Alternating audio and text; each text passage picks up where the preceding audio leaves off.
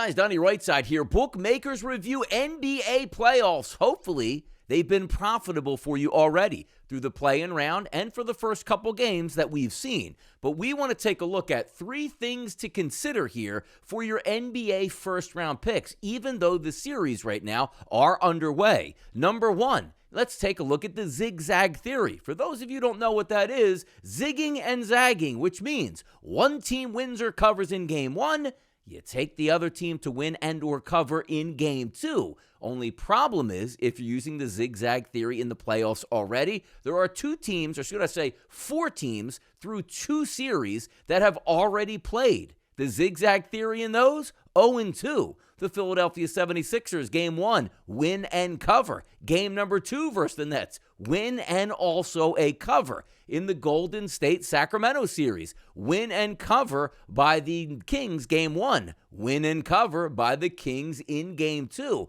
Now, there's a lot of other series right now that have just one game played, but typically in the past, this theory has proven solid. Is it a guarantee? Is it a true handicap? No, it's not. It's just based on the knowledge of, okay, if you're down 0-1 in a series, you got to try at all costs to try to be 0-2, avoid being 0-2 in the series. Now, the other team, sure, they want to take a 2-0 series lead, but the pressure is off in game 2 once you already have a win under your belt. So something to consider is the zigzag theory, because we don't have this during the regular season, because not every game is built the same. Not everybody needs those games. Games in November, in December, in January don't technically mean as much until we get to the end of the season and everybody is jockeying for position. So typically in round 1, that's the way we try to take a look at it, but already keep in mind the zigzag theory is 0-2 already to start the playoffs. Number 2, injury information key. Yes, hello. Taking a look at Milwaukee. How healthy is Giannis going to be moving forward, and what does that mean for the series against the Miami Heat? Also for the Miami Heat,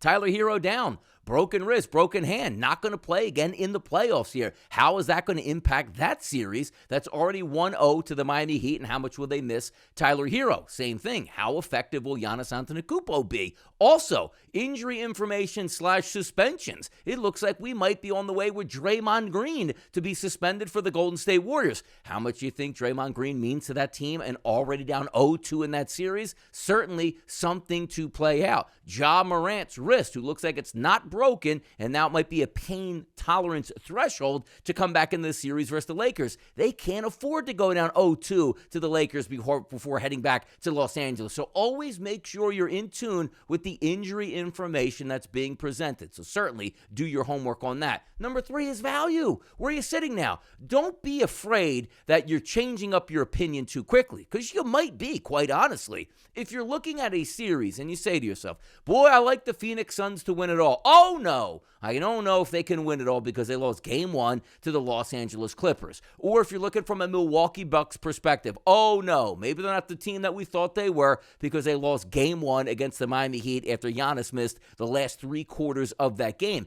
If you understand that you are excited and you are still taking the Milwaukee Bucks, stick to your guns at some of these points. Heck, you're even getting a better number on the series than you were pre-game 1 because you thought the Bucks would probably win game 1. You might be getting extra value in some of those other markets. If you liked Phoenix to beat the Clippers, if you like Memphis and thought they possibly could beat the Los Angeles Lakers, you're getting a better price now in game 2 because you already lost game 1. Value is in the eye of the beholder. Don't be scared for what you thought before the playoffs started and then try to think that you're going to run off and say, after one game, I don't know if my handicapping process is completed, because it's certainly not, only being 1 or 2 games into the playoffs. Stick to your guns and take the total value. 3 things to try to help you out here in round 1 of the NBA playoffs. I'm Donnie RightSide for Bookmakers Review, and as always, good luck on those wagers.